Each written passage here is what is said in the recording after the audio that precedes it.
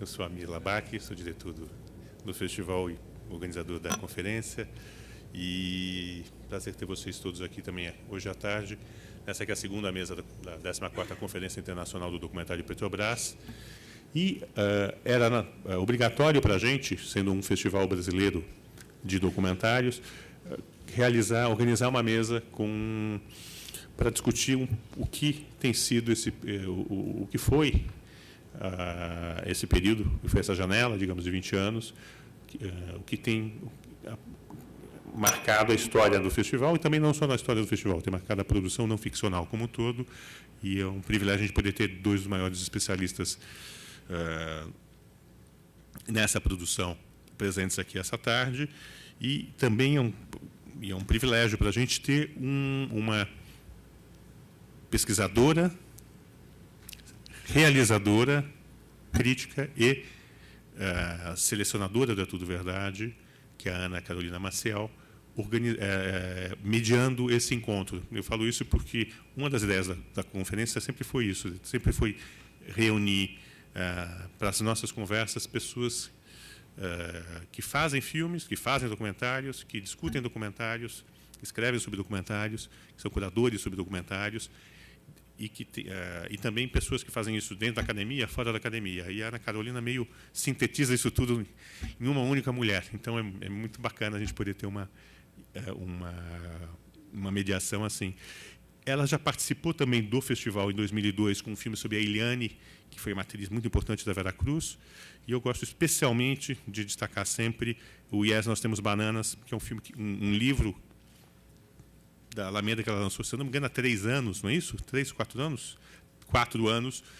Cinema Industrial Paulista, Companhia Cinematográfica Veracruz, Atrizes de Cinema e Eliane Lage, Brasil, anos 50, que eu acho que coloca em novas bases a discussão que a gente pode ter sobre a Veracruz, que é tão polêmica e tão pouco estudada, na verdade, no fundo, tão pouco estudada, né? E o livro da Ana e da Ana Carolina e Nós Temos Bananas me parece um ótimo ponto de repartida para essa conversa. Com isso, eu nada mais tenho que fazer aqui, exceto passar o bastão para a Ana Carolina Maciel, por favor, venha conduzir a mesa. Essa é uma 4ª conferência.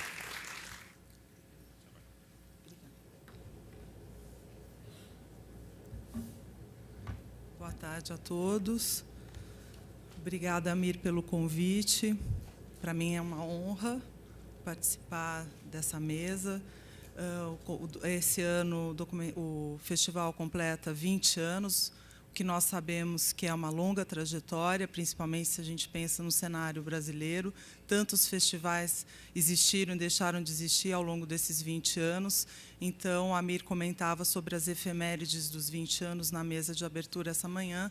Eu acho que é um grande festejo o É Tudo Verdade chegar à sua 20ª edição.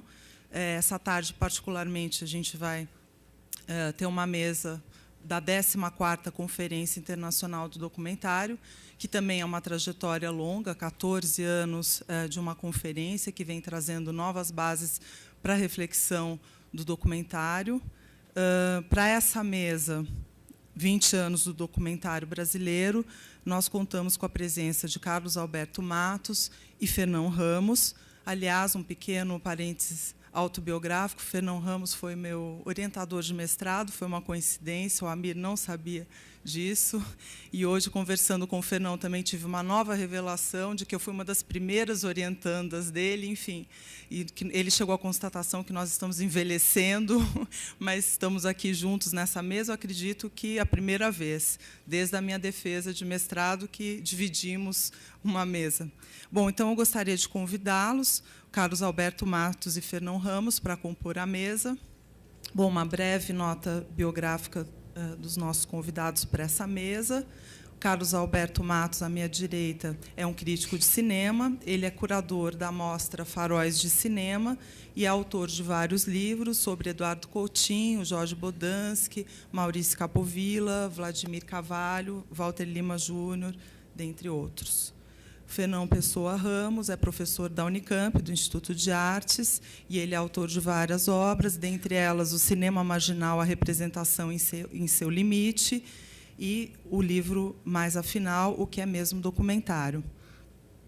Seguindo o protocolo de dar a palavra para quem veio de mais longe, nós começaremos por Carlos Alberto Matos, que é o nosso convidado que veio do Rio de Janeiro. Obrigada. Boa tarde. Queria começar, naturalmente, agradecendo ao Amir Labak e a toda a equipe do É Tudo Verdade por esse convite, que me honra muito. Esses 20 anos de É Tudo Verdade, para mim, são 20 anos muito significativos na minha vida.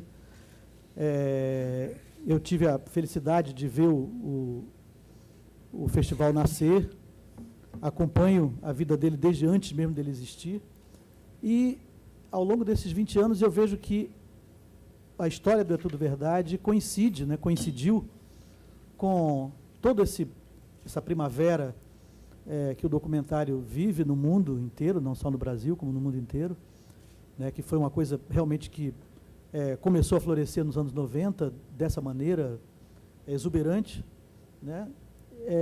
Então, a história do festival coincide com a história desse novo momento do documentário no mundo e coincide com o crescimento do meu próprio interesse por essa forma de cinema, né? Então, eu acho que, para mim, eu olho para Tudo Verdade, para mim, tudo é uma coisa só. O festival, o documentário no mundo e eu mesmo, né?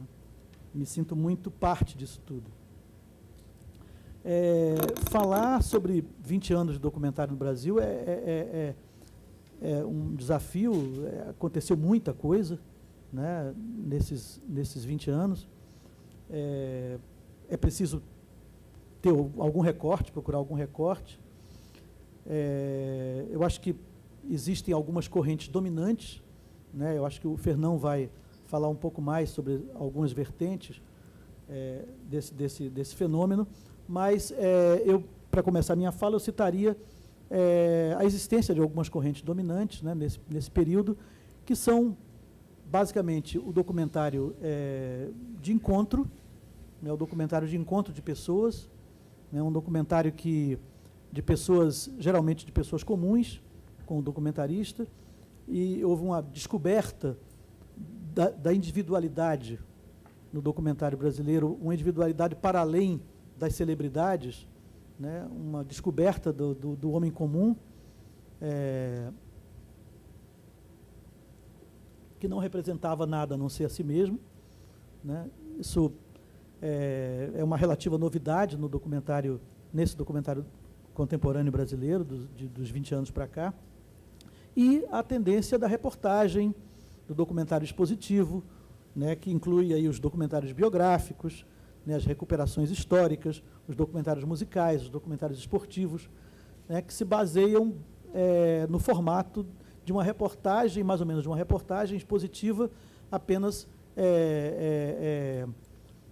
organizada de uma maneira não jornalística, né, digamos assim, ou menos jornalística do que o telejornalismo nosso de cada dia. Então, essas duas tendências, o documentário de encontro de pessoas, o documentário de reportagens sobre variados temas, foi o que basicamente levou a que o Brasil chegasse em 2013, por exemplo, com 40% dos lançamentos das estreias de filmes brasileiros serem documentários, né, um número que eu acho que é recorde, né, na história do cinema brasileiro, que já vinha sendo próximo disso desde 2004, mais ou menos, mas que em 2013 chega a 40% da participação no número de estreias, né. São esses documentários que respondem por um maior afluxo de público, que estão na base de uma certa cinefilia do documentário, que alimentam estudos de cinema e alimentam o mercado, de alguma maneira, esse pequeno mercado do documentário, né. São filmes onde o foco está no humano ou nas efemérides, né. O documentário, digamos assim, onde o que interessa é mais o tema do que qualquer outra coisa. Eu acho que essas seriam as correntes dominantes, no meu entender. E, justamente por isso, eu quero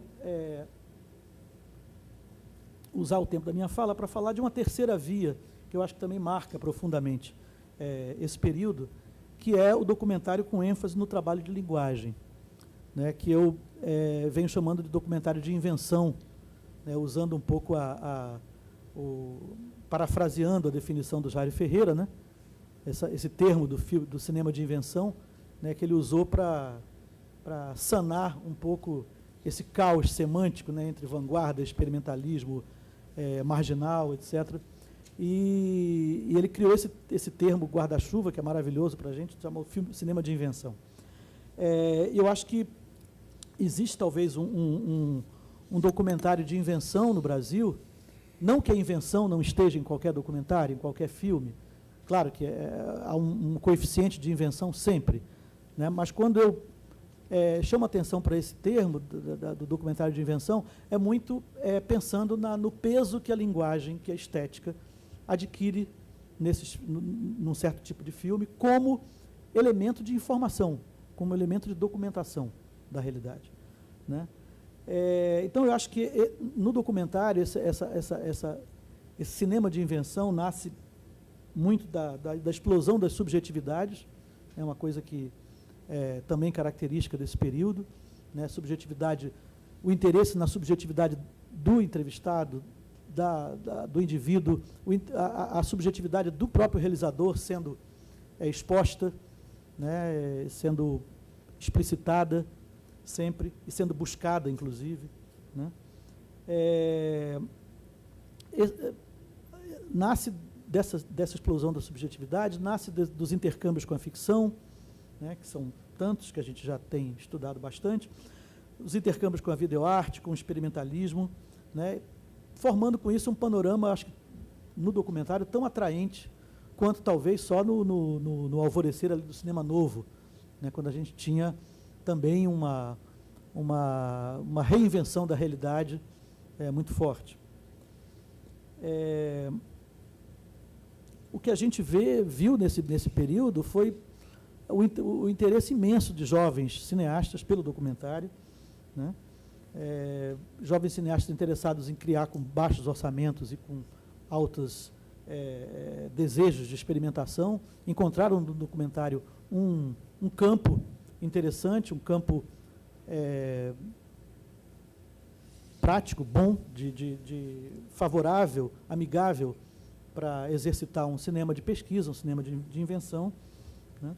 E o documentário vira, então, uma espécie de laboratório de pesquisa audiovisual, seja nos coletivos, nas escolas de cinema, né?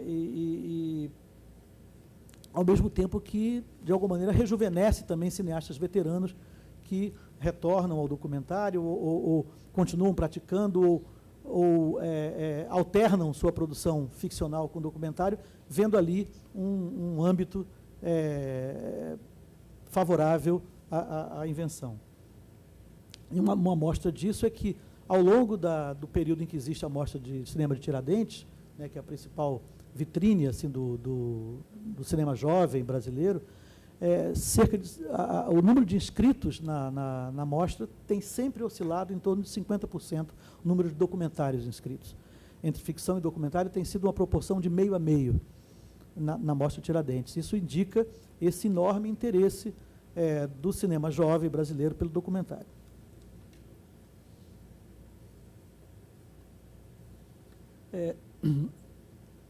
Eu disse que essa invenção está sempre presente no documentário, claro. Mas como é que eu caracterizo esse documentário de invenção? Quais são as tendências, né, que contribuem para que tantos documentários venham negando alguns cânones tradicionais do documentário, e seja do documentário como janela do mundo ou do documentário como explicação do mundo, né? Por onde que o documentário contemporâneo, o documentário de invenção, tem trabalhado nesse sentido, né? Então, um dos exemplos que eu cito é o cinema de dispositivo, né? O cinema de dispositivo que muda completamente a dramaturgia do documentário, onde você não tem mais o planejamento, você não tem mais a pesquisa como base do trabalho de criação, mas apenas o estabelecimento de um critério, né, de um dispositivo que vai ordenar, vai determinar o que entra, o que não entra e como entra naquele filme. Então, o documentário de dispositivo, como vários filmes do Eduardo Coutinho, por exemplo, que estabelece um período ou um pequeno grupo ou uma faixa etária para trabalhar e se circunscreve aquela prisão, como ele chamava, né? Seja num filme como o do Carl Guimarães, o Rua de Mão Dupla, onde ele chama pessoas que não se conhecem para permanecerem durante um tempo na casa um do outro e registrarem a casa do outro e tentarem tirar conclusões a respeito daquela pessoa, né? Seja no acidente do próprio Cal, com mais 2 companheiros lá de Minas, né, que vão para pequenas cidades mineiras, tentando encontrar ali elementos, imagens, sons que façam uma síntese poética daquela cidade, né? No Pacific, por exemplo, do Marcelo Pedroso, né, onde ele apenas colhe, não filma nada, ele apenas colhe materiais filmados por turistas em cruzeiros a Fernando Pessoa, né? Fernando Noronha, desculpa.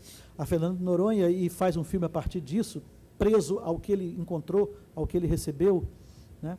O Errante, que é um filme agora recente do Gustavo Spolidoro, né, onde ele se propõe a filmar a sair para filmar alguma coisa relativa ao que ele sonhou na noite anterior, né, e só sair no dia que ele sonhasse e buscar alguma coisa que tivesse uma relação com o que ele sonhou. Então, esses vários tipos de dispositivos, né, mudaram completamente a dramaturgia do documentário brasileiro, né, no mundo e no Brasil.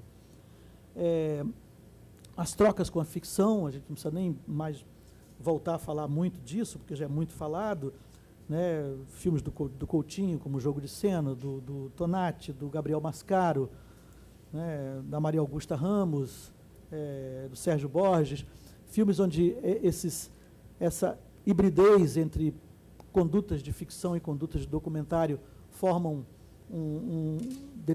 criam determinados níveis de indeterminação entre uma forma e outra de cinema, né? Eu me recuso a chamar documentário de gênero, acho que é uma modalidade de cinema, né? O documentário contém vários gêneros dentro dele, mas, enfim, essas trocas entre a ficção e o documentário também instalam um certo princípio da incerteza que é muito fértil tanto para o documentarista como para o público, que vai um pouco se reeducando reeducando o olhar a respeito do que esperar de um filme, de um documentário ou não. Boa parte da informação que o filme passa, ou toda, ou a parte considerável dela, é passada pelo estilo, né, e não pela retórica, né? É passada pela forma como o diretor usa os signos de linguagem, e não pela descrição factual, ou o que for, ou pela narração, ou a retórica dos dados, né? Esse mundo factual é referido nesses filmes mais sensorialmente, talvez, do que racionalmente. Eu vou citar alguns exemplos mais adiante. As narrativas desses filmes são menos convencionais. As liberdades poéticas são tomadas no maior grau. Formas subjetivas de representação são utilizadas, né? São ensaios poéticos, são experiências formalistas, são contaminações com a videoarte, com a experimentação, com as artes plásticas, né?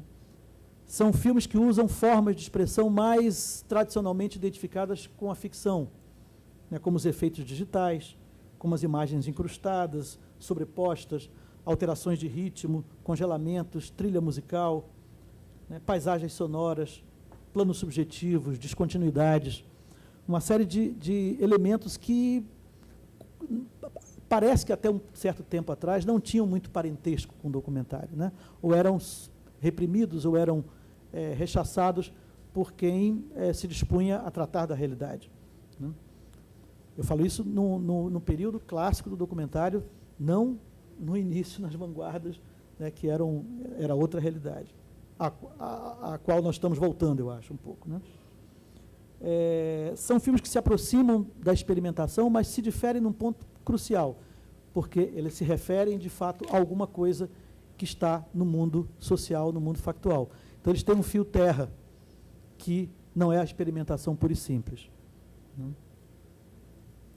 Então, os exemplos são variados, vão desde os exemplos mais corriqueiros, mais simples, como, por exemplo, em Janela da Alma, eu estou sempre citando filmes de 1995 para cá.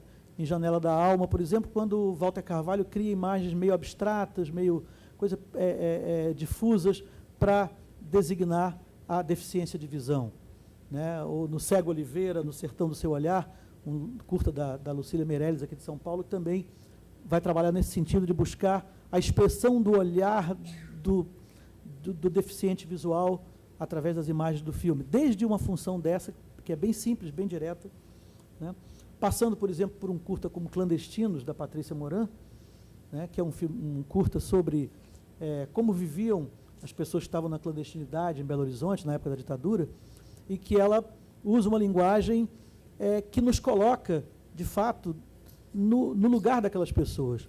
Uma linguagem toda descontínua, toda cheia de interrupções, de coisas que não são muito bem ouvidas, de imagens que não se definem completamente, que não dão tempo de você perceber o que é aquilo, uma janela que fecha, alguém que está ali, não está. Aí é a linguagem que está mais do que... As pessoas estão lá falando sobre sua experiência na clandestinidade, mas mais do que a fala delas, é a linguagem, é o uso desses signos de som e de imagem que estão fazendo a gente perceber o que está sendo dito, né? Aí é que eu digo que aqui, nesse tipo de cinema, não interessa muito o que, por exemplo, para o cinema direto americano interessava, que era fazer com que as pessoas estivessem lá, no lugar onde a coisa estava acontecendo, né? Nem interessa muito o que o cinema verdade, do Jean Rouch, propunha, que era fazer a gente entender como são aquelas pessoas, né? Nesse caso, esse cinema mais sensorial, digamos assim, ele está interessado em nos fazer sentir como as pessoas sentem, né? Mais do que estar lá ou saber como elas são, sentir de uma forma parecida com o que elas sentiram ou sentem determinada coisa, né? É um tipo de filme que documenta estados, né? Documenta ambientes, documenta sensações. Um filme premiado aqui no festival, não é tudo verdade, O Aboio, por exemplo, é um filme assim que é um filme sobre o canto lá dos boiadeiros, mas que na linguagem, no caráter rústico da linguagem, na rusticidade dos cortes do filme, na sonoridade e nas paisagens sonoras que ele cria, né, ele está, de alguma maneira, replicando, né, todo aquele sentimento do sertão e o sentimento do aboio, né?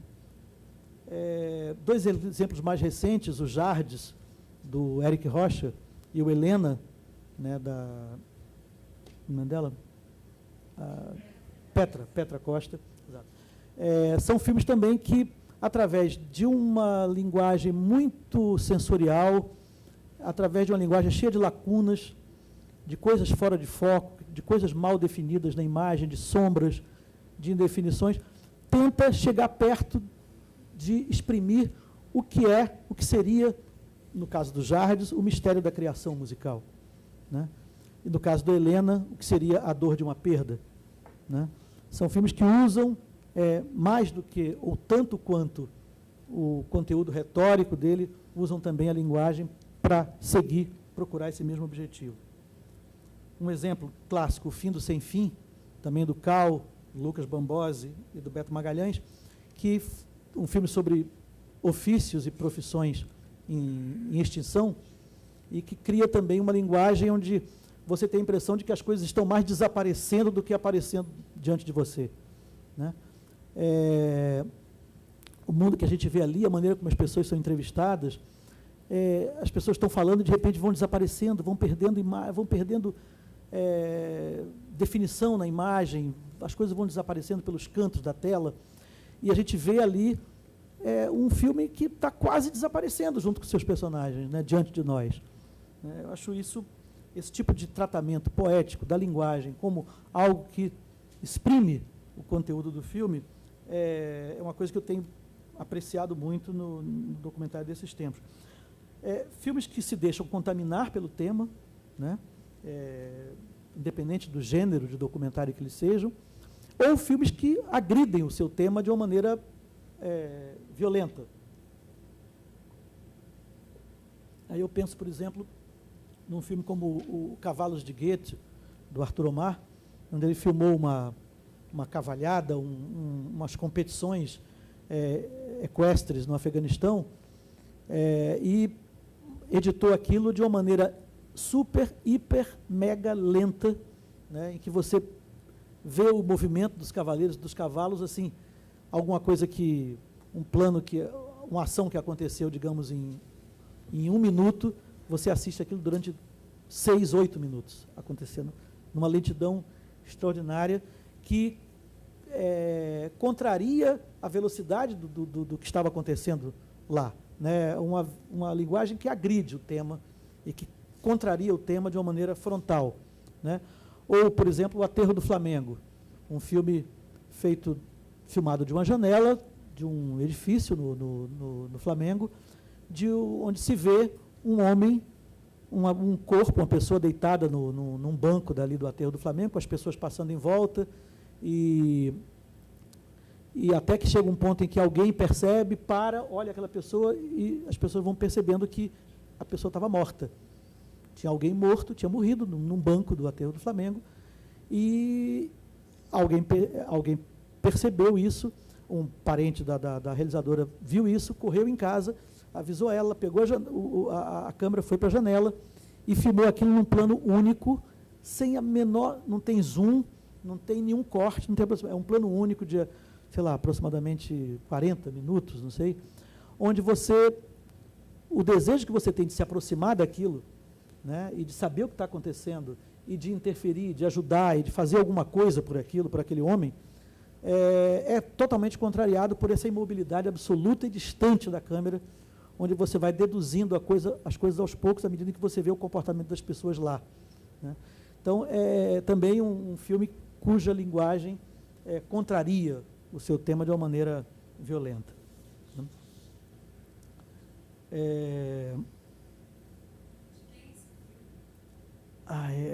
Não lembro agora, eu acho que é Alessandra Bergamasco, uma coisa.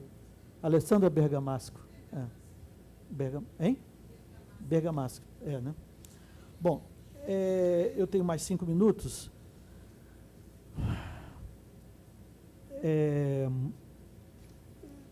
Tem que escolher aqui alguma coisa para falar nesses 5 minutos que me faltam. Eu queria falar um pouco do cinema de recriação de materiais de arquivo, que eu acho que existe um grande trabalho sendo feito em termos de ressignificação de materiais de arquivo de uma maneira inventiva, né? Vem desde o Marcelo Mazagão, lá com nós que aqui estamos por Vós Esperamos, passa pelo São Paulo Sinfonia e Cacofonia do Bernardet, chega no Glaucis do Joel Pizzini, formas diferentes de usar materiais de arquivo e um pouco na tradição do que Vladimir Carvalho tanto fez em Brasília Segundo Feldman, em Conterrâneo Velho de Guerra, criar uma escrita nova a partir de materiais de arquivo conhecidos, a partir de uma ressignificação desses achados, desses fragmentos, né? E nesse caso, o Carlos Adriano, eu acho que é o principal cultor, né, desse cinema de procurar, de voltar a um pré-cinema, aos primórdios do cinema e tratar disso em ensaios sobre perda, sobre memória, sobre esquecimento, né, e unir essas duas pontas do cinema primordial, do cinema dos primórdios, com o cinema digital, com a era digital. Eu acho que o Carlos Adriano faz isso de uma maneira extraordinária. E, por fim, muito rapidamente, falar sobre a questão do som, que eu acho importante também como elemento de invenção no documentário brasileiro contemporâneo, que vem sendo muito explorado, com muita inteligência, com muita criatividade, que é um som que vai contra o naturalismo sonoro do documentário, né? Uma tradição que sempre foi regida no documentário pelo verbal, pela importância da fala, né? Se você tem, em qualquer filme, por mais, nos documentários em geral, por mais que a imagem possa ser livre, poética, etc., você tem um eixo verbal, retórico, que, de alguma maneira, confere uma certa linearidade, um certo naturalismo ao filme, né? É o eixo de compreensão do filme, né? É o verbal. E muitos filmes desses 10, 15 últimos anos têm trabalhado no sentido oposto, no sentido de, pelo menos, equalizar o verbal com outros sons que estão distribuídos ao longo do filme, na criação dessas paisagens sonoras, né? Uma equivalência entre ruído, música e fala. É uma coisa que tem sido muito cultuada, tanto no cinema mineiro, por exemplo, né? com o trabalho do Grivo, né, aquela dupla que faz as trilhas de muitos filmes mineiros, da Marília Costa, do Carl Guimarães, do Pimentel, Fernando Pimentel, Marcos Pimentel, são trabalhos de extrema criatividade na reconfiguração do que seria a trilha sonora de um filme, principalmente de um documentário, né? O uso do som direto como matéria-prima para a elaboração de uma nova sonoridade que vai ser combinado com sons pesquisados, sons criados artificialmente. Bom, tem o trabalho da Miriam Biderman, do Ricardo Reis, do Aurélio Dias, no Rio, Beto Ferraz, Edson Seco, uma turma de sound designers, né, que estão recriando isso de uma maneira incrível e, principalmente, levando a que o verbal se recue um pouco do documentário, recue desse plano de frente, retórico, e que a palavra seja ouvida mais como um som, né, do que como uma informação. Né? E eu cito, por exemplo, Estrada Real da Cachaça, né, um filme sobre a Estrada Real de Minas, onde a gente tem um trabalho sonoro extraordinário, feito pelo Aurélio Dias, que equaliza os textos, as falas, os depoimentos dos personagens são recortados quase que em versos, né, ao longo do filme. Eles perdem a linearidade porque eles são interrompidos e são mesclados com cantos, com ruídos criados a partir de bibliotecas sonoras, etc., para a conformação de um som, de uma paisagem sonora completamente diferente. E com isso, cineastas que antes trabalhavam muito com o verbal, como Evaldo Mocarzel, como Marcos Pimentel, estão recuando um pouco e saindo um pouco do verbal e trabalhando cada vez mais com a imagem, com o som, como paisagem, mais do que como informação. Bom, enfim, era isso que eu queria inicialmente deixar aqui colocado como algumas observações para uma via importante, renovadora do documentário brasileiro, que tem acontecido agora e que, em geral, foge das correntes dominantes e que são talvez menos conhecidas porque não acompanha mais os festivais e as mostras, etc. Tá? Muito obrigado, por enquanto é isso. Bem, queria inicialmente agradecer ao Amir, ao It's All True, à Conferência Internacional, pelo convite. Eu tive o prazer de ter feito uma apresentação na primeira, né? Então, como o tempo passa, né? Já se vão 14 anos, né? E a minha apresentação, se eu me lembro bem, quer dizer, eu até fui ver, né? Chamava o que é documentário, ponto de interrogação, né? Depois até evoluiu e publiquei um livro sobre isso, né? E era uma comunicação muito teórica, né? Eu continuo com essa paixão pela teoria, mas eu prometo que hoje eu não vou encher o saco de vocês com a teoria. E a minha comunicação, eu li a comunicação, né? Era bem pesadona na teoria, estava o Michael Renov, o Brian Winston presentes, né? Mas, então, hoje eu quero dar um apanhado geral aí sobre os 20 anos recentes da produção documentária brasileira, sem teoria, né? Mas antes, eu só gostaria de dizer que eu não tenho muita dificuldade de aceitar o documentário, né? E eu trabalho com um conceito que é de encenação, né? E eu acho que o documentário ele tem um tipo de encenação que eu chamo de encenação direta e um outro tipo de encenação que é a encenação construída. A encenação construída, que muita gente chama de ficção, eu não gosto dessa palavra ficção para trabalhar com documentário. Eu acho que ela é o Brian Winston, com aquele jeito inglês dele, né, meio assim para fora, diz, não, it's a lot of bullshit. E é um pouco isso, essa coisa de documentário e ficção, it's a lot of bullshit.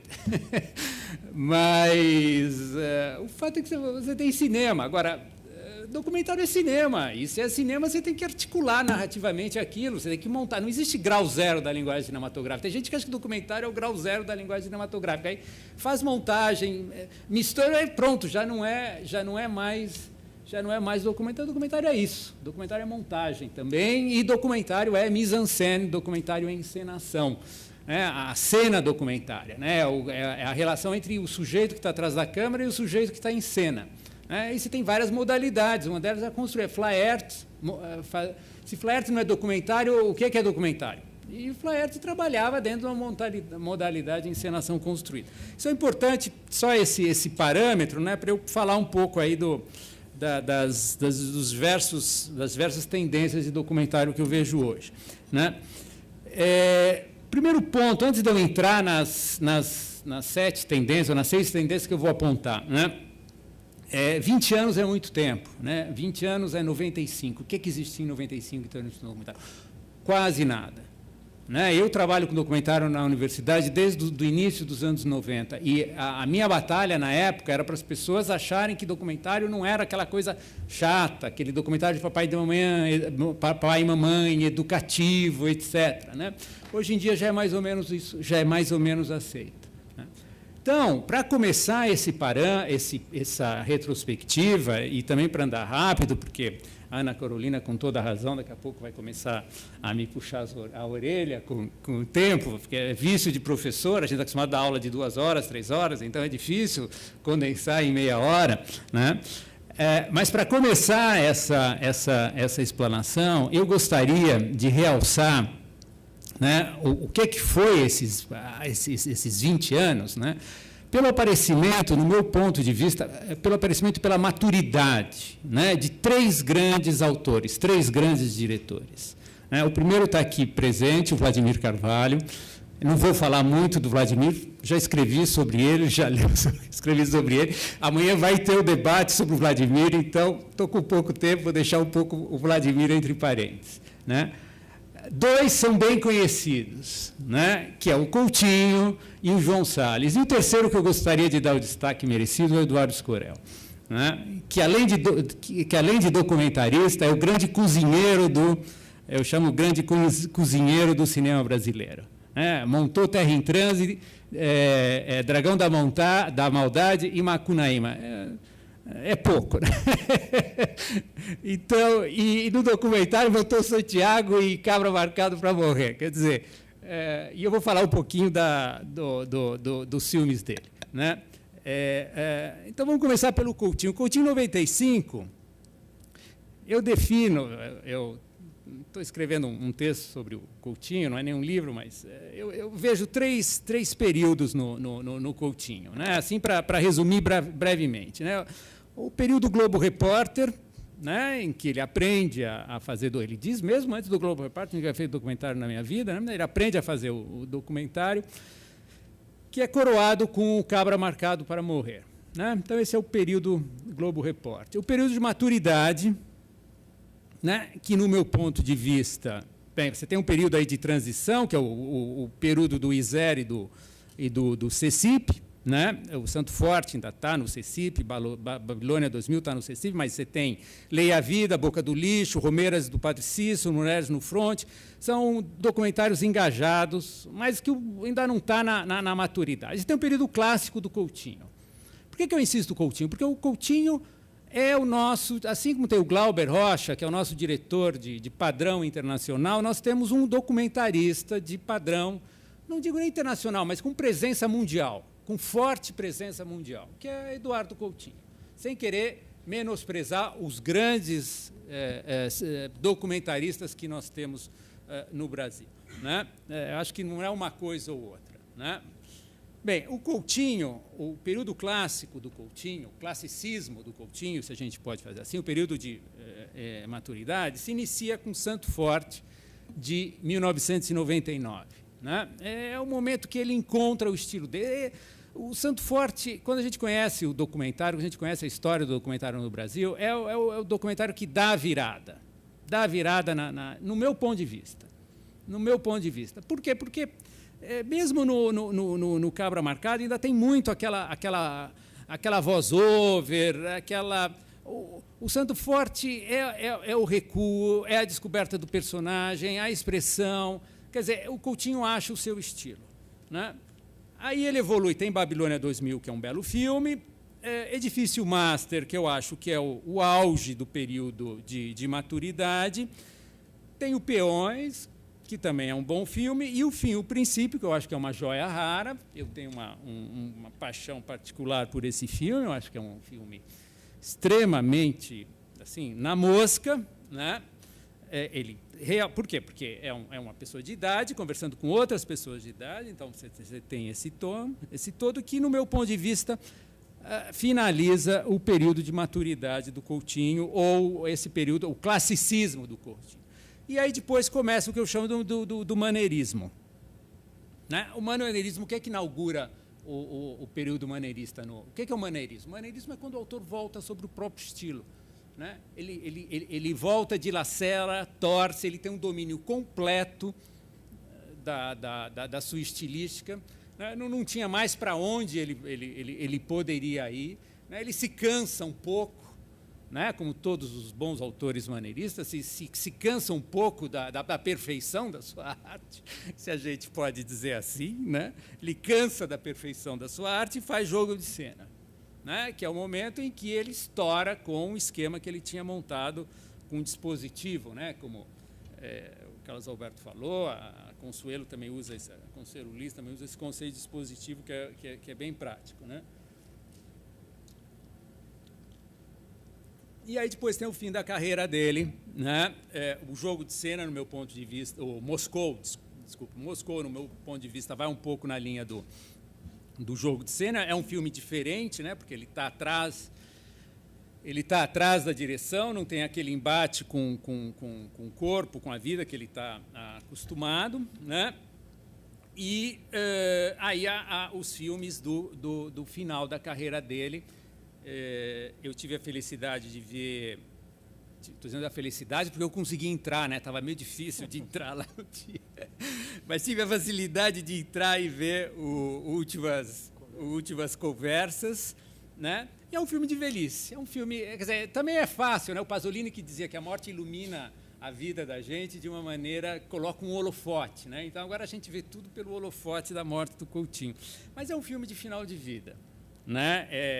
Não só Últimas Conversas, como os dois filmes que ele fez que ele finalizou em 2014, A Família de Elizabeth Teixeira e Sobreviventes da Galileia. Tá? Então, esse é um filme de uma pessoa ideia voltando tem um autor que diz que a vida, no meio da vida, a infância retorna, né? A partir de um certo momento, as coisas mais antigas começam a ficar mais fortes, né? Por que eu digo que Últimas Conversas é um filme de final da vida? Porque o Coutinho não ouve mais em Últimas Conversas. Ele está com dificuldade de ouvir, né? Primeiro porque tem adolescente, né? E ele estava com problema com filho adolescente, a gente sabia, né? Quer dizer, eu não sabia, mas enfim, a gente soube, né? Mas também na família de Elizabeth Teixeira ele não está ouvindo da mesma maneira que ele ouvia. Né? Ele está meio cansado, está meio irritado, está cansado da vida, né? E a família da Elizabeth Teixeira, eu acho um filme bem interessante, não só o filme, como também a conversa que o Carlos Alberto mediou entre ele e o Escorel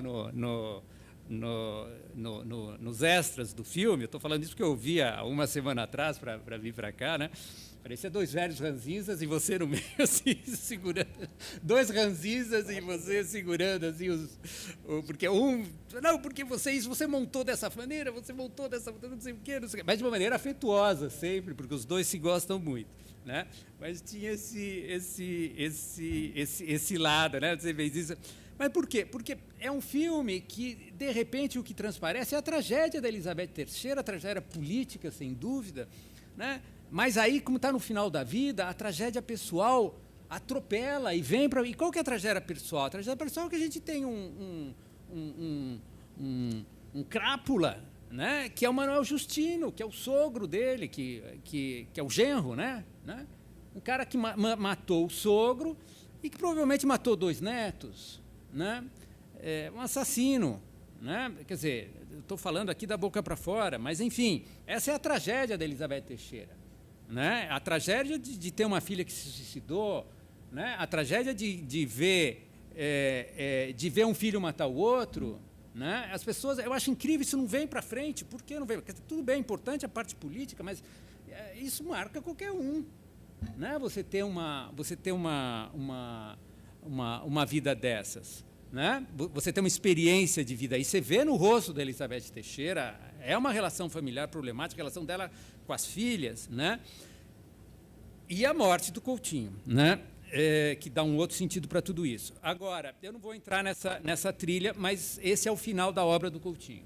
Né? É um final de obra forte, e eu acho que os 3 filmes estão juntos, né? no meu ponto de vista. Então, esse é o panorama da obra do Coutinho que eu queria dar em 2 palavras, né, antes de avançar. Por quê? Porque quando a gente pensa no documentário brasileiro nos últimos 20 anos, a gente tem que colocar Eduardo Coutinho, porque ele tinha já a grande obra do documentário brasileiro, que é Cabra Marcado para Morrer, mas não tinha carreira em 95. Né? Santo Forte é de 99. Né? Em 95, bem, tinha Boca do Lixo, tinha Santa Marta, 2 Semanas no Morro, mas ainda não tinha a maturidade da carreira dele. Então, eu acho que, para fazer uma retrospectiva de 20 anos do cinema brasileiro, esse é o ponto que eu daria destaque, o aparecimento de um diretor do peso do Eduardo Coutinho. Né? Como eu falei, eu não vou falar do Vladimir Carvalho, mas também eu acho que ele chega na sua maturidade. Né?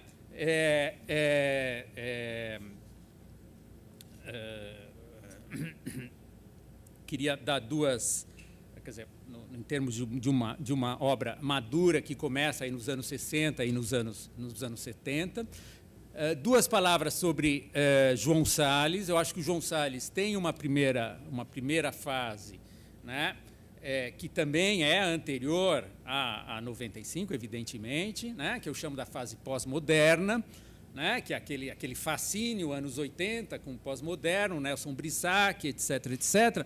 Né? Então, é China e principalmente América, e depois blues, que é feito com os restos de América. China, o Império do Centro, e também Japão, Uma Imagem no Tempo. O filme é do Walter Salles, mas ele é onde começa a carreira dele, ele é envolvido plenamente. Se vocês virem América, hoje tem Tá no YouTube, vocês podem ver sem muita dificuldade. É um filme extremamente marcado por esse frisson das citações, das camadas do discurso, etc., da pós-modernidade.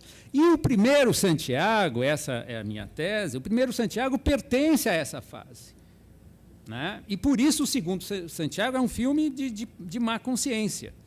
Né? Por quê? Porque ele queria que, em 1992, ele já tivesse isso, coloquei num texto que eu escrevi recentemente, ele já tivesse descoberto a estilística que o Coutinho começa em 99 com o Santo Forte. Evidentemente que, em 92, ele vai fazer um filme.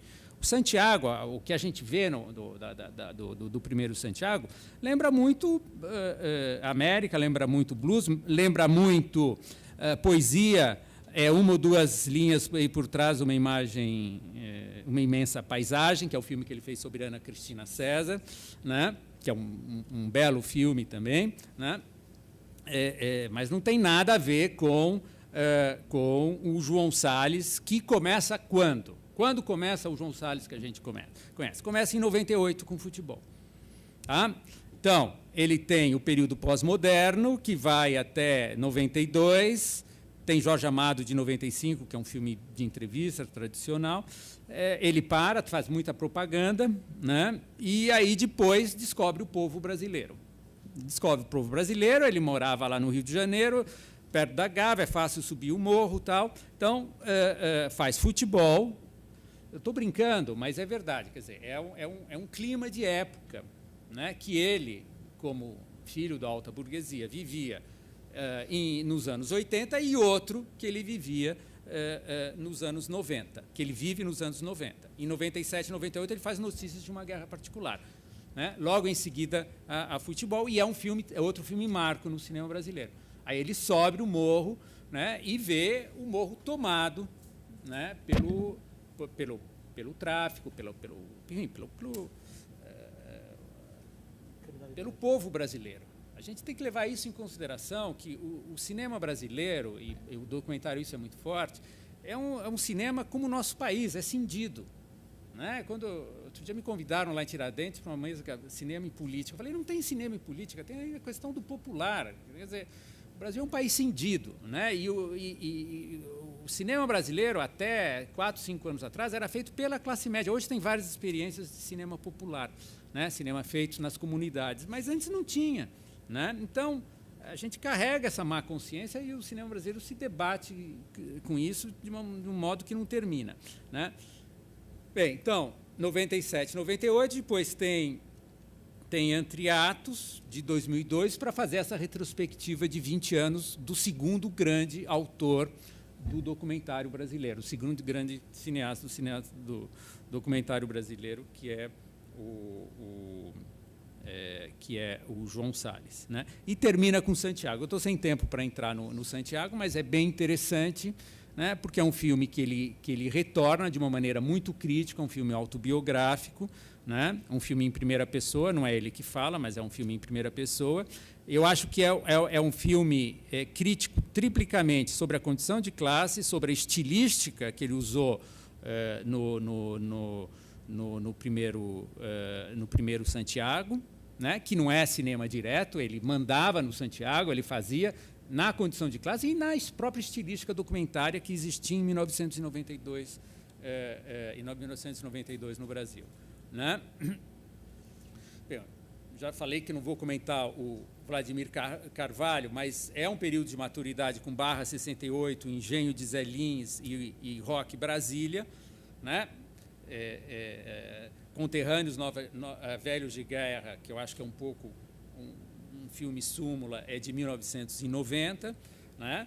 Mas o Vladimir continua produzindo e continua com a presença marcante que ele tem. O Vladimir é um pouco a história viva do documentário brasileiro, né? Não só do documentário brasileiro, mas para quem trabalha com o documentário brasileiro. Está lá desde sempre, com aquele jeitinho dele e tal, mas forte, fazendo um cinema que a gente não pode deixar para trás, né?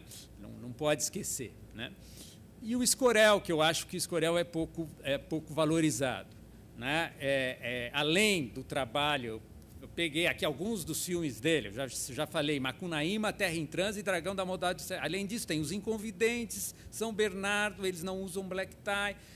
Quer dizer, a gente ouvindo eu vou mencionar outra vez a conversa do Carlos Alberto com o Escorel e o Coutinho, porque eu acho ótimo. Vocês têm que ouvir um bate-papo ótimo sobre o filme, que dura 2 horas, né? É difícil se ouvir o Coutinho, conseguir fazer o Coutinho. Aliás, o Carlos Narder, também belo filme do Carlos Narder, conseguiu fazer o Coutinho falar, né? Porque o Coutinho não fala, né? Ele é embutido, né? Mas nesse filme a gente vê que o Cabra, né, quem pôs ordem naquela foi o Escorel, né, que, bem, cinema é trabalho coletivo, né, mas a gente não pode tirar o papel, e é lógico que a autoria lá do Coutinho, a gente vê Coutinho lá escrito, né, tanto que depois ele faz uma carreira e o Escorel tem outra carreira, né, então eu acredito na autoria cinematográfica. Trabalho coletivo, mas tem autoria. Agora, aquele filme, nitidamente, né, às vezes até vocês ficavam espantados, repetem várias vezes, mas isso estava no começo e veio para o meio, etc. Isso é documentário. Documentário não é grau zero da linguagem. Se monta em documentário, todo mundo sabe, mas as pessoas ficam espantadas que documentário tem que montar, como se para haver documentário não pudesse haver montagem. Né? Eu vivo insistindo isso com os meus alunos, né? Documentário não é câmera de vigilância, é cinema, né? Então não é porque é cinema que deixa de ser documentário, é uma forma de cinema que monta que nem ficção, mixa que nem ficção, tudo faz, mas não é ficção, é documentário, diferente, né? Às vezes coincide, às vezes uma se mistura na outra, né? Então, Escorel tem um filme que eu gosto muito, ele faz 2 filmes que são fortes, aliás, 3. Deixa que eu falo, que é o filme sobre o Leon Risman, de 2006, né? E O Tempo e o Lugar, Vocação do Poder, que ele faz com José Joffre, Um Tempo e o Lugar, que eu acho que é uma obra-prima. Né? É o Cabra só de uma pessoa que não foi para a esquerda, que resolveu ser um self-man na vida, né? O Genivaldo. Né? Mas muito bem feito, muito sutil, um belíssimo documentário e que é consistente com a carreira dele de documentarista. E, para não falar da trilogia, que ele termina em 2002, com 35 ao Salto ao Poder, né? A trilogia 1930, Tempo de Revolução, 32, a Guerra Civil e 35, Assalto ao Poder. Né? Bem, em relação às tendências do documentário, depois dessa apresentação, aí, eu acho que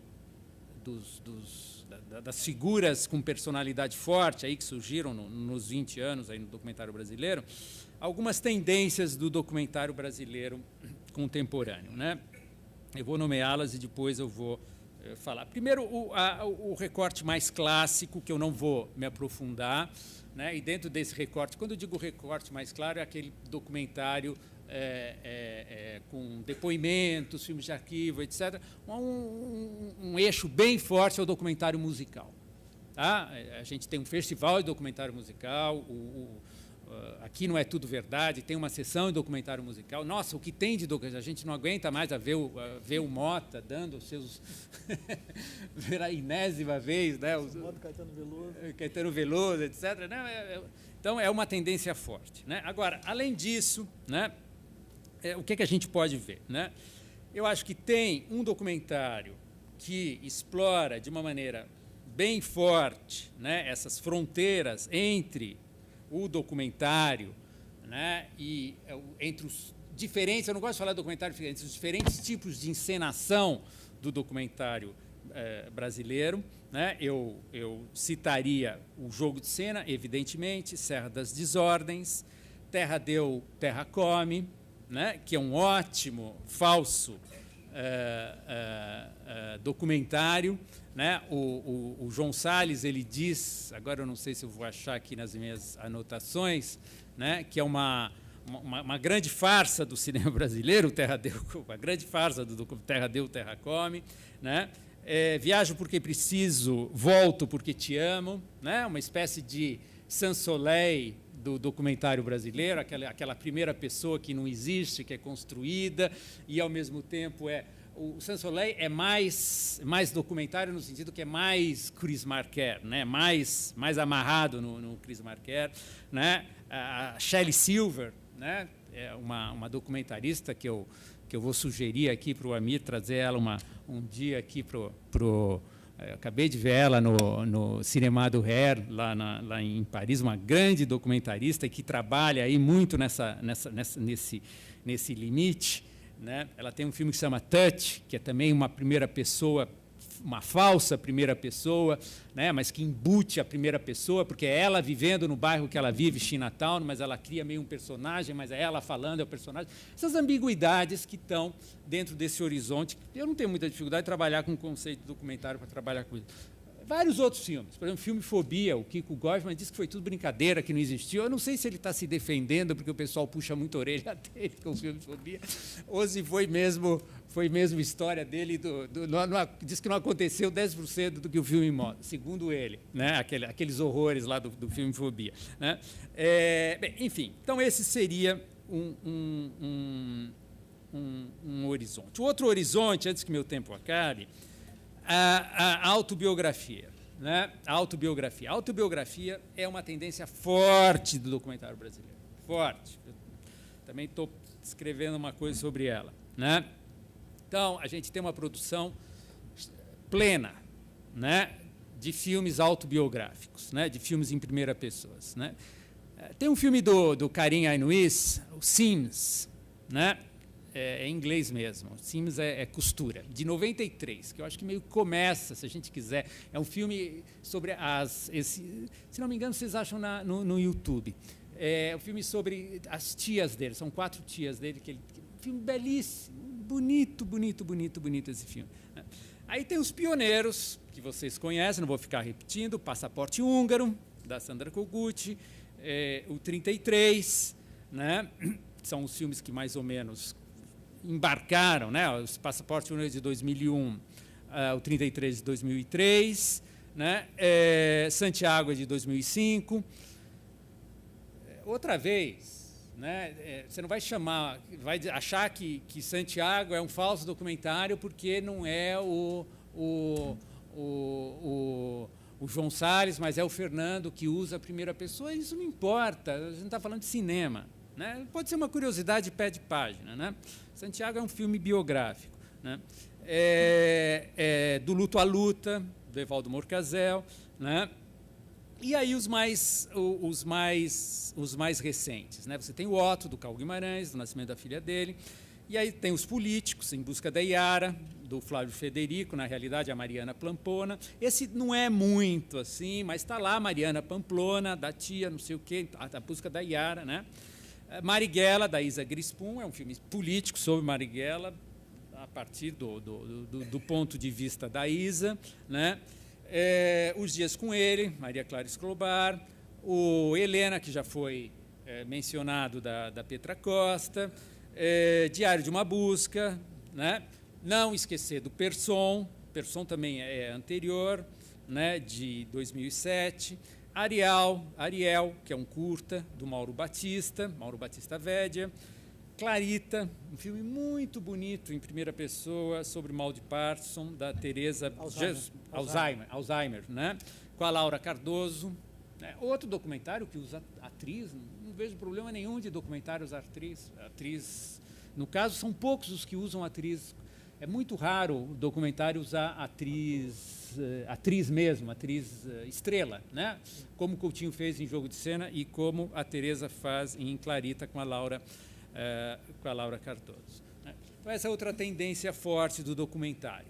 Né? E eu vou acabar deixando duas de lado, mas antes de terminar, né, só vou mencionar, mas eu gostaria de me aprofundar numa outra, né, do que o que eu chamo de documentário tátil. Né? Então, aí a gente já está no limite do documentário, né? Porque, para mim, tem um limite claro do documentário, que é uma instalação no museu. Isso não é documentário. Documentário é um filme. O filme tem o seu tempo. Né? O filme você precisa ver do início ao fim. Isso é outra coisa que eu sempre coloco para os meus alunos. Não tem jeito, você pode acelerar. Se você acelera, você não vê o filme. O filme tem 2 horas, você tem que ficar lá 2 horas vendo um filme. Uma instalação, não. Você entra e sai quando você quer. Um quadro, você entra e sai quando você quer. Documentário é filme.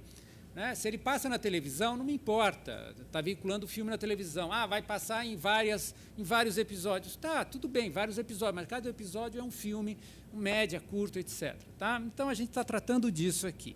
Né? Então, dentro desse horizonte do documentário, do filme documentário, e eu acho que isso é cinema documentário. Eu trabalho com isso, cinema documentário. Né? Então, esse documentário tátil, que eu chamo de documentário tátil, que é uma tendência mundial, né? Então, tem outros autores, se a gente quiser pensar, mas vamos ficar no Brasil, que já é o suficiente, né? Que é esse limite em que, dentro desse horizonte que eu tracei para vocês, em 2 palavras, da cena documentária, do que é a cena documentária, né? É o momento em que a câmera toca o mundo. Toca o mundo, assim, ela é uma coisa promíscua. Ela toca o mundo não com o olho, mas ela toca a pele. A matéria da câmera chega lá e faz assim. Né? Ou então uma posição fenomenológica. A posição fenomenológica é aquela posição, mas não é a mosquinha na parede do cinema direta. Né? É aquele recuo absoluto, né, que o mundo estoura do jeito que ele acontece. Né? Isso é o documentário tátil. Quem é que trabalha assim no Brasil? Muita gente. Muita gente. E, em geral, o máximo que consegue ver, é documentário, é ficção, porque é o limite da ficção, é o documentário, isso deixa de ser não sei o quê, e não vê mais nada. Fica nesse disco riscado. Né? Então, o pessoal do Grupo Teia, de Minas Gerais, né? Principalmente Carl Guimarães, que eu acho que é um grande documentarista, né? A Alma do Osso, o Andarilho, né? Esses 2 longas e, principalmente, os curtas-metragens que eu falo, que são os curtas fenomenológicos dele, entre 2004 e 2007, que são obras-primas do cinema. Né? Nanofonia, Concerto para Clorofila, Da Janela do Meu Quarto, Atrás dos Olhos de Oaxaca, Quarta-feira de Cinzas, Peyote e Sim Peso. Eu tenho aqui uma lista de 25 curtas-metragens do Cal, né? Quando não estragam o trabalho dele e colocam em instalação, como fizeram no Itaú, porque ficou uma maçaroca que não era nada, né? Aí vai, não sei se está aqui o curador, espero que não. Mas, enfim, não gostei. Por quê? Porque os curtas deles são curtas, não dá para pôr o trabalho, o Carlos Alberto mencionou o trabalho do Grifo, que é um trabalho finíssimo de som, me põe 5 curtas projetados simultaneamente numa sala, não dá mais nada, né? Esses filmes têm, sim, um trabalho sonoro muito delicado, né? Então, o que é que vai nessa linha?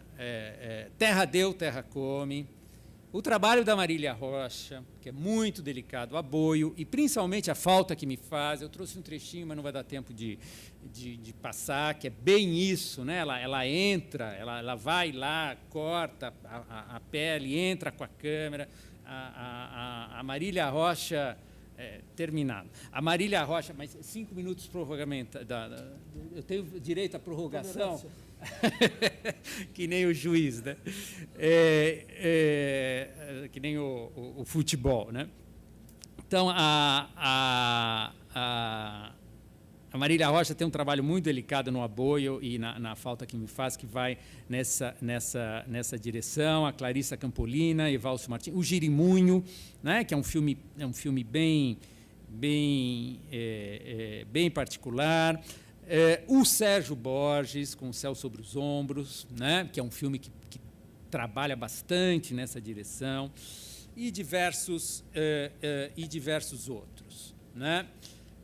Para terminar, bem, tem um grupo que eu chamo dos diretos, né? E no qual eu gostaria que aí é cinema direto mesmo, diretores que trabalham ou na interação ou no recuo, e eu gostaria de dar destaque para uma outra grande documentarista que a gente tem, que é a Maria Augusta Ramos, né? Com Justiça, Juízo, Brasília, Um Dia de Fevereiro, belíssimo filme, Morro dos Prazeres, que foi o recente, o Fernando Grosstein, com Coração Vagabundo, outro filme com câmera bem recuo, cinema direto, né? E os interativos que a gente conhece mais, Entre Atos, não esquecer, do João Salles, né? O Tempo e o Lugar também, né? E os mais interativos, do tipo Evaldo Morcazel, A Margem do Concreto, Margem da Imagem, O Dia de Festa, do Venturi, né? E agora, realmente, para terminar, uma produção já mais na primeira, uma outra tendência forte, né? Então, portanto, eu estou na 7ª tendência que eu estou nomeando, uma outra tendência forte do documentário brasileiro contemporâneo, não sei se tão atual, mas que atravessou bem os anos 2000, o que eu chamo de popular criminalizado, ou então popular sombrio, né? Que é essa visão um pouco negativa, um pouco dura, um pouco assustada que a classe média tem com o popular, né? Eu também já cheguei a publicar um texto sobre esses filmes, né? E eu citaria alguns, como Notícias de uma Guerra Particular, que eu acho exemplar, né? Essa imagem de um povo armado que está prestes a invadir o Rio de Janeiro, né? O Prisioneiro da Grade de Ferro, também um filme que a gente sai assustado, Rápido Pequeno Príncipe contra as Almas Cebosas, isso tudo do início dos anos 2000, são filmes antigos, né? Ônibus 174, do Padilha, tem muito esse tom, né? Também de 2002, né? Estamira, também, do Marcos do Marcos Prado, né? Também um filme assim, dentro do lixão, aquela coisa assim, um pouco, né? O Mocarzel também tem esse lado, né? Um filme que é um pouco diferenciado aí, que é Falcão, Meninos do Tráfico, do MV Bill. Por que é diferenciado? Porque é feito de alguém lá de dentro, é feito pelo povo, feito pelo MV Bill mesmo. Então a gente sente aí um pouco essa diferença, né? Então, isso eu não diria que é uma tendência, esse é um outro todo que eu gostaria de dar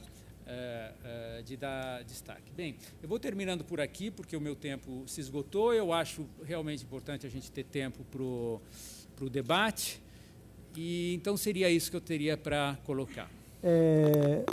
Só sublinhar que essa ideia de que o documentário de invenção chega agora como uma onda forte, uma presença bem visível e tal, mas ela não quer dizer que isso não quer dizer que a invenção é uma coisa nova, né?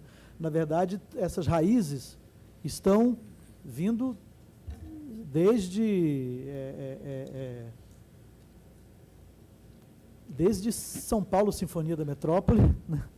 Passando por Aruanda, passando por Arraial do Cabo, e pelos filmes da Caravana Farcas. Está aqui o Sérgio Muniz, um integrante da Caravana Farcas, com um trabalho fantástico também, que traz uma série de invenções no corpo da sua filmografia, e o Vladimir, que é pai de uma série dessas inovações, né? Se a gente for voltar aos filmes dele, a gente vai encontrar vários desses sinais, desses signos, né, nos filmes do Vladimir. Se você pegar o Saruê e o Conterrâneos Velho de Guerra, por exemplo, você vai encontrar um trabalho de som incrível, um trabalho de criação sonora incrível, com outros instrumentos que tinha na época, outras ferramentas, né? Você não tinha certos conceitos que hoje existem, de paisagem sonora e tal, mas existia o conceito de ópera, existia o conceito de rapsódia, né, que embebem os filmes do Vladimir dessa época. São filmes onde o som é um permanente intercâmbio entre fala, música, poesia, né, ruídos, etc. Se a gente pega o Brasília segundo Feldman, é um filme de ressignificação de material de arquivo fantástico, onde ele parte de um material filmado quase que de uma maneira turística e vai resgatar o sentido histórico, político daquelas imagens, né, através de uma narração posterior, de um comentário posterior. Eu acho que é o precursor da faixa comentada de DVD, é o Brasília segundo Feldman. No Saruê, a gente tem já inserções de ficção pelo meio do documentário, à torta e direito, né? Se a gente pegar o Vestibular 70, um filme feito por ele, Fernando Duarte, acompanhando um vestibular na UNB em 1970, é um filme de quase que cinema direto, meio experimental. A gente vai ter ali a estética totalmente a serviço do tema, né? Uma estética, é um filme frio, nervoso, que traduz perfeitamente o estado de espírito dos estudantes que estão ali naquele momento decisivo das suas vidas, fazendo aquele vestibular. Então, eu quero só chamar a atenção para que, né, é inovação, mas não é novo, né?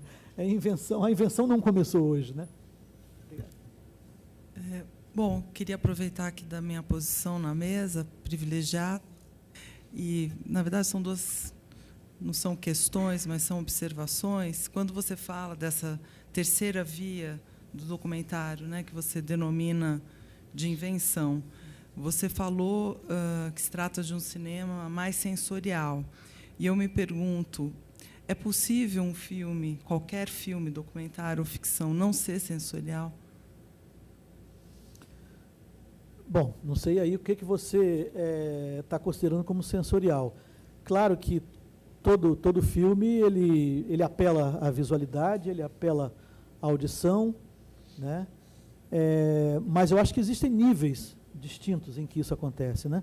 Eu acho que um filme baseado exclusivamente numa retórica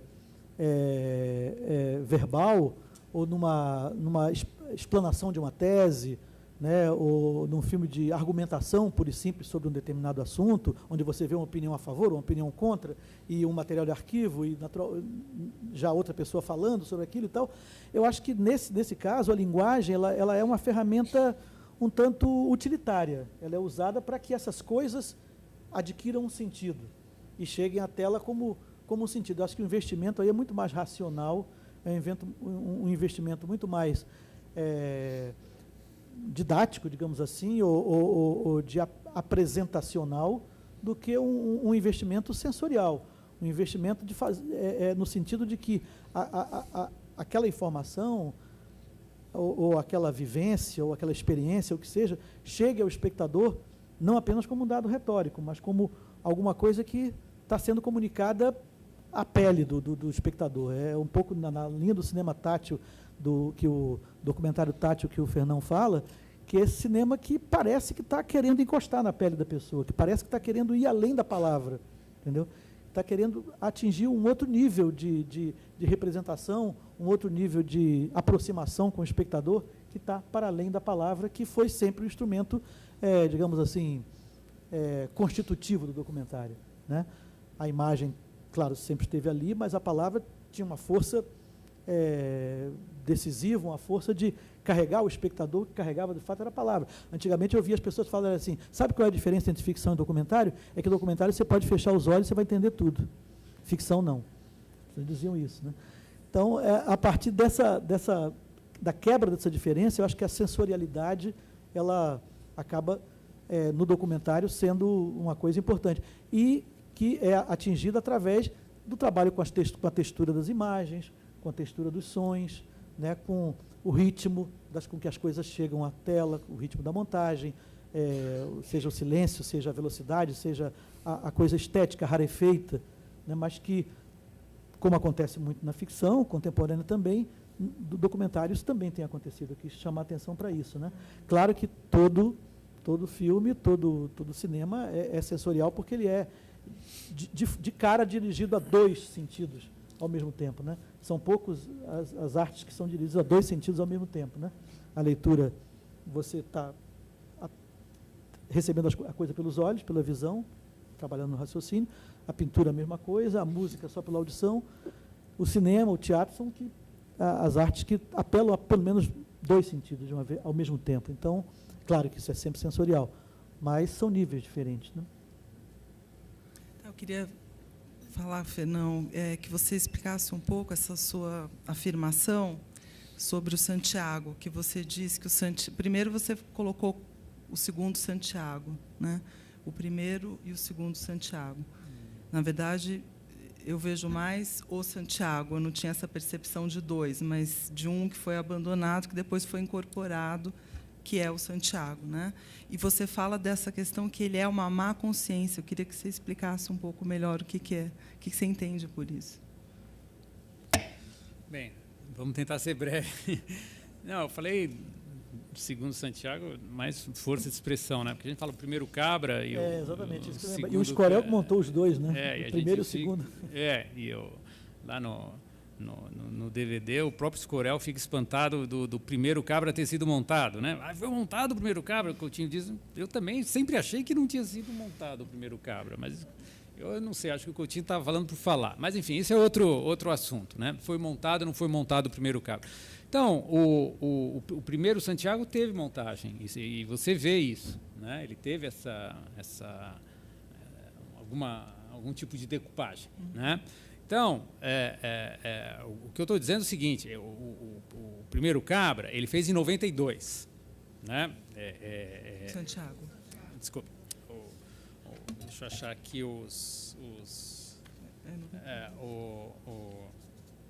tá aqui. Ele fez em 92 o primeiro Santiago, tá? Fez em 92 o primeiro Santiago. Então, ele filmou, né, aquilo que a gente vê no segundo Santiago, né? Filmou de uma determinada maneira, tá? A voz fora de campo, a voz over do Santiago final, se você quiser, que eu estou chamando de segundo Santiago, porque teve essas filmagens que foram em 92, né? E aí depois você tem o filme propriamente, que é de 2005, né? No filme propriamente, ele tem uma visão muito crítica em relação ao primeiro trabalho dele. Isso é nítido, que ele tem essa visão crítica, tá? Então, isso que eu digo que é uma má consciência, tá? Essa crítica, né, ele tem uma consciência, né, e ele se culpa. Existe má consciência no sentido de uma culpa, né? O João Salles se culpa pela maneira pela qual ele pôs em cena, ele fez a mise-en-scène do Santiago, né? Então, o que eu digo é o seguinte, seria possível fazer outra mise-en-scène em 1992? Na realidade, o que é o João Salles, né?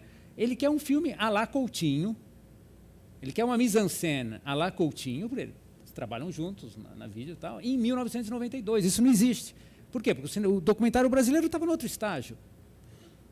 Tá? E ele estava fazendo América, ou tinha acabado de fazer América. E é com América na cabeça, e é com o filme que ele fez sobre a Ana Carolina, que é um filme poético, né, que ele faz aquelas montagens, o Walter Carvalho. Vocês estão lembrados do Santiago? Tem várias inserções, é uma coisa extremamente... Uma fotografia, aquela fotografia estilosa do Walter Carvalho. O Walter Carvalho, quando é estiloso, ele é estiloso mesmo. Né? Ele põe né? Então, não era essa fotografia que eles queriam aquela fotografia mais... Bem, enfim, todo o filme, né? Todas aquelas metáforas, aquelas alegorias do primeiro Santiago é um outro momento. Né? E ele é muito crítico. Por quê? Porque ele dava ordens ao Santiago, ele falava, então, nesse sentido é que eu digo que é uma consciência. E são dois Santiagos. Né? Um é o original de 92 e o outro é a remontagem de 2005. Mas não deixa de ser corajoso ele ter deixado essas perguntas mais agressivas, que ele poderia ter suprimido, né, dado uma outra forma. Não, sem dúvida. Uma consciência pode ser bem corajosa. Tem até um método para isso que se chama psicanálise. Para a gente ser corajoso. Bom, recebi aqui algumas questões. A primeira é para o Fernão. Bom, a pessoa não se identifica, é assim, é anônimo mesmo? Tá bom. Gostaria que retomasse a ideia de cinema e política que você apontou, mas não explicou. Cinema e política. Não, aí foge um pouquinho aqui do tema do documentário. É porque... Não, você estava dizendo que eu fui convidado para uma mesa cinema e política e eu comentei que a questão política aqui no Brasil, principalmente se a gente for discutir cinema, a não ser que a gente vai discutir política de cinema, mas esse é um assunto do qual eu não domino e está cheio de cineasta aí que se interessa pelo assunto. Mas a gente não vai discutir política de cinema, a gente vai discutir política no cinema, começa pela questão do popular. Né? E se a gente vai pensar isso dentro do cinema, começa pela questão da representação do popular. Né? E aí, esse é o grande horizonte dos que o cinema brasileiro se debate nos últimos 50 anos. É como representar aquilo que eu não sou. Né? O que é que eu não sou? Eu não sou povo, eu sou classe média. O povo, infelizmente, o cinema é uma arte muito clara, né? É uma arte cara. A gente tem uma música popular brasileira que é feita pelo povo, Nelson Cavaquinho, Cartola, etc. A gente não tem um cinema popular brasileiro. Tem, assim, de poucos anos para cá. Né? Então, a gente tem classe média fazendo cinema sobre o povo e, às vezes, se debatendo com isso. Né? Eu sempre digo que a imagem chave do cinema brasileiro é a imagem do Terra em Transe, quando o Paulo Martins olha para o Micliaco que está dizendo, esse é o povo que quer tomar o poder. É isso, entendeu? Isso que é a má consciência. Tem uma outra questão que não está endereçada especificamente a nenhum, então vocês podem se sentir à vontade ou, se quiserem, os dois responderem, que é como novas tecnologias, celulares, Facebook, internet, 3G, 4G, estão interferindo nos documentários atualmente.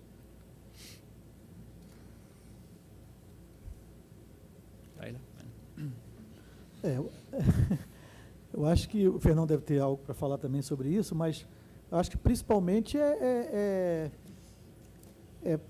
gerando essa explosão de expressão documental, né? Porque antes você podia ter ótimas ideias para fazer um documentário, podia ter uma tia fantástica que tem 1000 histórias para contar, mas você não tinha o equipamento para isso, você não dominava a tecnologia, era tudo muito caro, inacessível. Hoje, se você tiver essa tia, você tem tudo, né? Porque o resto é um celular para filmá-la e uma conta no YouTube para botar o filme lá. Então, isso, sem dúvida, democratiza e torna o documentário, o cinema, de uma maneira geral, uma coisa praticamente ao alcance de todos. Claro que dificulta muito a percepção disso, né? Porque você tem uma massa hoje imensa que, se você não tiver curadores que estejam dizendo, olha, chamando atenção para determinadas coisas, você fica simplesmente perdido num mundo de informação e de imagens, né? Mas, na estética do documentário, sim, eu acho que hoje você pode filmar muito mais, né? Antigamente você tinha que planejar muito bem o que você ia filmar no documentário, porque você tinha pouco tempo, você tinha pouca fita, etc. Hoje você sai filmando, Jorge Bodansky, que está aqui, pode falar sobre isso, sobre o que é filmar para o Evaldo Mocarzel uma câmera digital que não tem fim, que não tem limite, né? E o que isso significa em termos de possibilidade de captação gigantesca para depois você selecionar o material e editar, e em termos de estética também, né? Eu acho que porque à medida em que a baixa tecnologia foi sendo popularizada e foi sendo cada vez mais aceita como uma coisa passível de estar numa tela de cinema, numa tela de televisão, né, onde você passa a compreender melhor a imagem ruim, digamos assim, né, aceitar melhor a imagem ruim, porque você está em contato diário com ela, e ela assume um valor estético também já maior e diferente, novo, né? Então, hoje é bacana você pegar os filmes do Cal e ver aquelas imagens Super 8, super tremidas, granuladas, ali no meio de outras imagens super high-tech, né? Então, eu acho que a absorção da imagem de baixa qualidade como possibilidade estética e como textura interessante para transmitir certas sensações, mais uma vez a sensorialidade aí, né? Eu acho que é uma coisa também vinda com a difusão desses portáteis e digitais. Não, eu só mencionaria, bem, além desse aspecto de você poder montar e filmar, e há uma diferença radical também, que os planos, né? Você tem, antes você tinha o filme rodando, né? E acabar, né? Mais uma vez na cena do Coutinho, né? Que tem a Elizabeth que vem para a perua, né? A gente sempre falava, por que não deixaram a Elizabeth? Por quê? Porque estava acabando a fita no Edgar Moura, na câmera do Edgar Moura. Ele disse que ouviu o barulho da fita acabando, né? Da fita acabando, né? Então teve que cortar a Elizabeth Coutinho falando naquele momento chave, quando no final ela vem em direção à perua, né? Isso com câmera digital, evidentemente, hoje ela ia falar à vontade, né? Então, isso é uma diferença radical, né? Então, ficou muito mais acessível. Mas eu gostaria de mencionar, para montagem, para filmagem, é outro horizonte, né? Um outro aspecto que é o seguinte, existe uma forma de documentário, acho que o Bodansky trabalhou um pouquinho com isso, que você faz para a internet, né? Aí já na divulgação, né? Que o pessoal chama de web documentário. O web documentário é interessante, porque ele não trabalha com filme, né? É um pouco como um CD-ROOM, aquele CD-ROOM antigo que você ia, né? E aí você vai seguindo o caminho, né? Então você constrói uma outra construção, uma árvore, uma espécie de um documentário árvore, né? E aí você vai evoluindo, né? É um tipo de construção diferente que não é construção fílmica, né? Que se chama web documentário. Vocês já devem saber até melhor do que eu, porque eu não sou muito sintonizado aí nessas coisas, né? Mas tem muita gente trabalhando e desenvolvendo trabalhos interessantes nesse horizonte, né? Posso interromper? Aproveitando essa dica que você falou do web documentary, como essa árvore, essa possibilidade do espectador criar filmes diferentes, cada um criar um filme diferente, seguir um caminho diferente e tal, você acha que isso quebra essa noção de documentário? Porque você falou das artes plásticas na instalação, por exemplo, você não vê muito o documentário ali, né? E, sem querer entrar muito no campo teórico, né, porque não é o caso, mas usando até exemplos nossos aqui desse período, né, por exemplo, tem um filme chamado Trópico de Capricórnio, de uma moça aqui de São Paulo, eu esqueci o nome dela agora, que ela filmou, ela gravou com travestis, ela botou uma câmera no teto de um quarto de motel, chamou travestis para ficarem sozinhos no quarto, deitados na cama, como quisessem, falando sobre sua vida, sua experiência, seu trabalho, seus sonhos, o que fosse. E ela exibiu esse filme também da mesma forma, num quarto onde as pessoas deitavam na cama e ficavam vendo na tela o travesti deitado na cama falando isso. Era um documentário. Para mim, o fato de estar numa instalação, né, não quebrava para mim a questão do documentário. Mas por que você acha que quebra? O documentário, será que ele só é o documentário fechado com um crédito no início, um crédito no final, numa tela de cinema? Ou ele é mais um impulso, sabe, uma forma de lidar com a imagem, e o som, que é documental? Assim. Não, eu acho que a gente pode abrir. O web documentário, eu acho que é documentário. Agora, a questão é a seguinte, não é um filme documentário, né? O filme é um formato muito forte, né? Um formato que atravessou o século e continua muito forte até hoje. Agora, evidentemente, a gente pode pensar documentário em outros. A própria fotografia, né? Se você entra documentary numa universidade americana, por exemplo, vem o movimento documentário das fotografias, né? Então, aí tem várias formas que você pode articular, né, dentro dessa tradição documentária. Agora, tem o filme documentário, né? O web documentário é muito próximo do filme documentário, né? Eu não vou entrar aqui, por exemplo, na diferença entre reportagem e documentário, né? Porque a reportagem vem num programa de televisão, que é foto, que é que é um telejornal, etc. Então, não é um documentário, apesar do que um filme pode ser exibido. Por exemplo, a gente conhece os filmes do Coutinho que passam num programa de televisão como passaram, num programa como Globo Repórter, etc. Aí a gente entra nessa discussão conceitual, né? Mas o que eu estava especificando é a questão do filme. O filme é um formato de fruição muito forte, né? E é muito atual. Eu não vejo crise nenhuma nisso, né? Eu acho que a gente está no auge, pelo contrário, né? Apesar no auge com as novas tecnologias, né?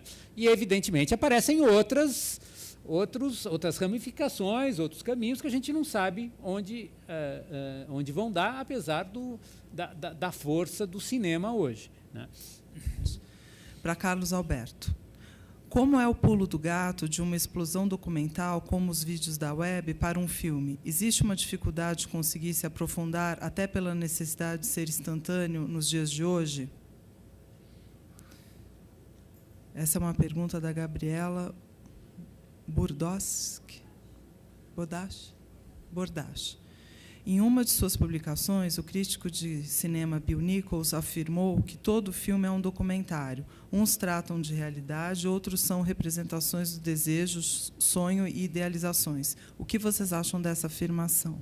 Para Carlos Alberto Matos. Você acha que o dispositivo pode colocar o tema do documentário em segundo plano? Ou seja, num documentário de dispositivo, o dispositivo em si tende a ser mais importante que o próprio tema? Essa é uma pergunta feita pelo João. Hoje fizeram uma espécie de taxonomia do documentário nacional. Nesse sentido, identificando semelhanças de métodos e temas, vocês poderiam apontar algumas conexões com 3 documentaristas icônicos norte-americanos e alguns documentaristas brasileiros dos últimos 20 anos? Acho que não vai dar tempo. Errol Morris, Frederick Wiseman e Ken Burns. Pode ficar para o café também, né? As perguntas não respondidas. Bom, então, brevemente. Deixa eu falar uma aqui, aí ele fala outra, para não ficar monótono. A questão da web e do filme, né? O fato de um ser instantâneo, o outro ser mais, digamos, perene. Eu acho que, claro, há diferenças, lógico. Eu acho que há um impulso documental que é comum a todas essas linguagens, né, e que, por isso, a gente vai identificá-las como documentário, né, como algo documental, a relação que aquilo estabelece com a realidade. Mas cada meio desse requer um tipo de tratamento e uma maneira de encarar, né? Se você for fazer um filme meditativo para a web, você vai ter um problema, né?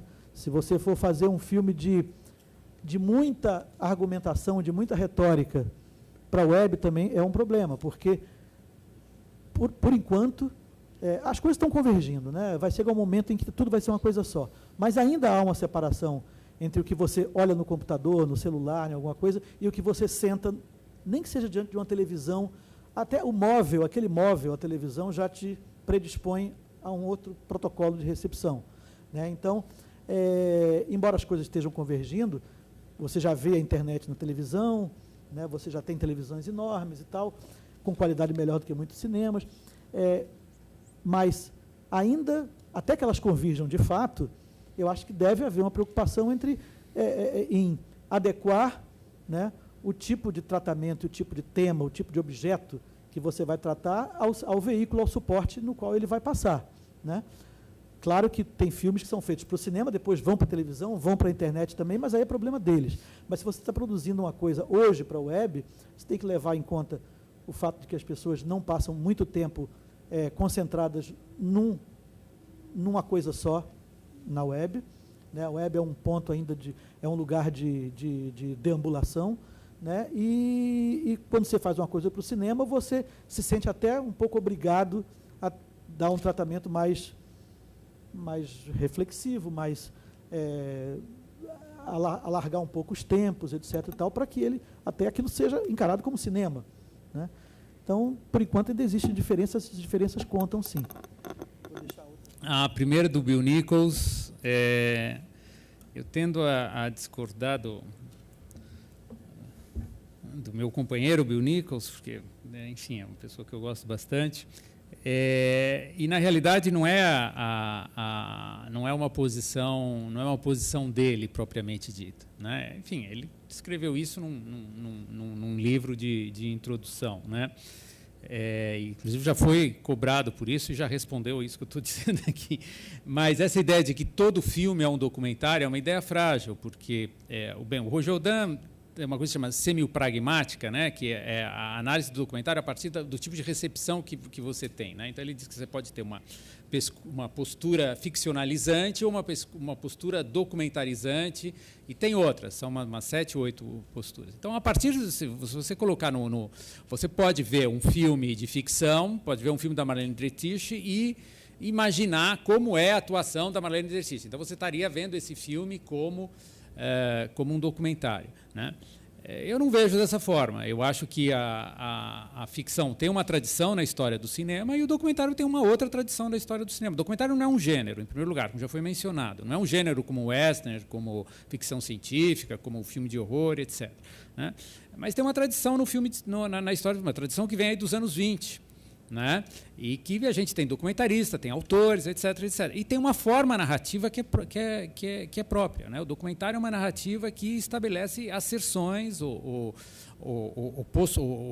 proposições sobre o mundo ou sobre eu, né? Ou sobre mim mesmo, ou sobre a primeira pessoa, né?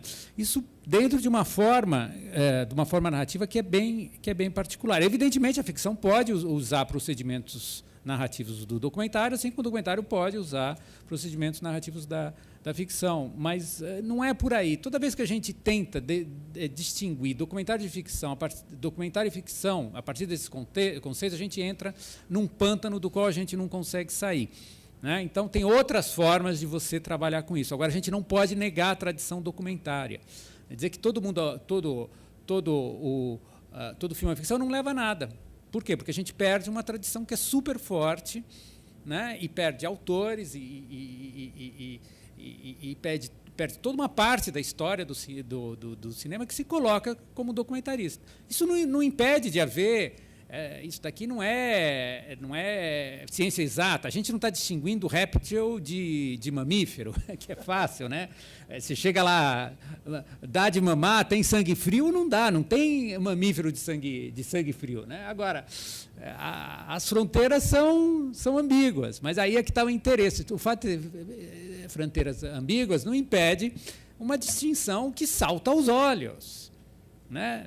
A gente vê quando a gente... Agora, muitas vezes eles tem o mockumentary, né? O falso documentário, que é feito exatamente para puxar o tapete para você ir de cara ao chão, né? Existem outros que esperam. Agora, por exemplo, Serras da Desordem, né? Vai dizer que é uma ficção só porque ele faz o Carabiru encenar determinada cena, mas o Flaherty também fazia isso com o Nanook, também fazia isso. Aquela família nuclear do Homem da Aranha não existe. O pai não é o pai, a mãe não é a mãe, e o filho não é o filho. Apesar dele ter morado 1 ano lá e existirem várias famílias que ele poderia ter pego ele quis pegar alguém para fazer um personagem, alguém para fazer um filho. E isso é documentário. O documentário tem encenação, que eu chamo de encenação construída, mas desde sempre. Então, você pega o Caruaru e manda, olha, faz isso aqui, vai virar ficção. Um filme que conta a história, a miséria desse indígena, uma vida trágica, o Poçuelo está lá, a história, enfim. Agora, evidentemente, o Tonotti toma suas liberdades, porque ele é artista, ele lá está querendo saber o que... Não tem cartilha para ser documentário. Agora, mais uma vez, documentário é cinema. É um cinema que não é ficção, mas não é câmara de vigilância. Então, pelo amor de Deus, cinema é linguagem, tem montagem, tem mixagem, tem encenação, faz parte do documentário, né? Então, não é que todo filme é um documentário, né? É que você pode ver um filme buscando uma atitude documentarizante, se vocês quiserem, né? Agora, só para completar a pergunta, Errol Morris Wiseman, né? Em 2 palavras, eu acho que tem um diretor, né, que é muito próximo do Errol Morris, que é o Coutinho, de um certo Errol Morris, né? O Errol Morris inventou um mecanismo que se chama, eu não vou lembrar o nome, talvez alguém aqui me ajude, celotron, como é que é? Como? Interotron, né? Que é genial. O que ele faz no Interotron? O que é o Interotron? O Interotron, o entrevistado vê a imagem dele, né? Então, aqueles desempenhos que você vê nos filmes do Errol Morris, o que é? É porque você está vendo a sua cara quando você está falando. Está vendo a sua cara bem grande lá enquanto você está falando. É todo um jogo de espelho, vocês podem entrar na internet, vocês vão ver, né? Que mostra a cara, né? Da mesma coisa, qual é o segredo do Flaherty? O segredo do Flaherty é que, tanto no Nanook como no Homem de Arã, ele revelava os filmes, ele levou a máquina de montagem e revelação lá para o meio da Baía de Hudson, levou para a Ilha de Arã, né? No meio, lá no Atlântico Norte. Ele revelava os filmes e mostrava para as pessoas. Então, quando o Nanook olha para a câmera, ele sabe para o que ele está olhando. Evidentemente, o Flaherty não tinha o Interotron, né? O Coutinho faz isso, mas faz isso sem Interotron e sem mais. Faz isso com o dispositivo dele. O dispositivo dele, que vocês sabem qual que é. Ele já chega e entrevista a pessoa na hora, não tem contato anterior, né? A equipe vai lá, prepara, ele chega e pá, entrevista, né? E o Wiseman tem uma... Então, essa relação do Errol Morris com o Coutinho dá para ser aprofundada, né? Isso só para responder a pergunta que foi feita. E o Wiseman tem uma cineasta brasileira que eu gosto muito e que trabalha na linha do Wiseman, que é a Maria Augusta Ramos, né? Que é outra documentarista bem talentosa, né? E que é outra que, por exemplo, porque usou os menores para encenar uma parte lá, que ela sai da encenação direta e entra na encenação construída, porque não pode aparecer nos menores, ela quer pegar, pronto, acabou, é ficção, o filme, meu Deus do céu, um filme sobre o judiciário brasileiro, né? Uma coisa dura, forte, documentário na veia, né? Vira ficção porque ela utiliza não utiliza a pessoa realmente, mas utiliza um ator, entre aspas, né? Mas ela trabalha na linha do Wiseman. Não é exatamente a mesma, né? Mas é próxima, né? Do tema e do dispositivo eu acho importante, assim, porque é uma coisa que está muito em voga. Eu acho que o tema, tema e dispositivo são coisas intercambiáveis, sabe? Eu vou citar 3 exemplos rápidos. No 33, por exemplo, do Kiko Goifman, ele resolve investigar a paternidade biológica dele durante 33 dias, usando determinados tipos de ferramentas de linguagem, durante um prazo determinado. Ele criou um dispositivo que convive perfeitamente com o tema, né? Ele tem um dispositivo e ele tem um tema, que é a questão das adoções e da paternidade biológica. Se pegar o /68 do Vladimir, ele tem um tema, ele partiu de um tema. O que foi a invasão da UNB pelo Exército em 68? Esse tema vai gerar um dispositivo, porque isso faz com que ele vá procurar determinado tipo de pessoas, que ele vá revisitar determinado tipo de cenário, que cria um critério, um limite para ele, né, que partiu do tema. Então, nesse caso, o tema criou um dispositivo. E se a gente pega o Errante, que é o filme do Espolidoro agora, acho que o cara que vai filmar o que sonhou, aí é um dispositivo que se sobrepõe totalmente ao tema. Não tem tema, só tem dispositivo. Né? O tema vai mudar a partir do que ele encontrar. É como o Coutinho fez em vários momentos, é filmar o que encontrar. Não tem tema, a priori. O fim e o princípio, não tem tema. Né? Então, acho que temas e dispositivos são coisas intercambiáveis e que não necessariamente um exclui o outro. Bom, então, queria agradecer a presença do Fernão Ramos, do Carlos Alberto, agradecer a presença de vocês e lembrar que às 19 horas vai ter exibição, é nessa sala mesmo? Nessa sala mesmo tem a exibição do documentário. Obrigada.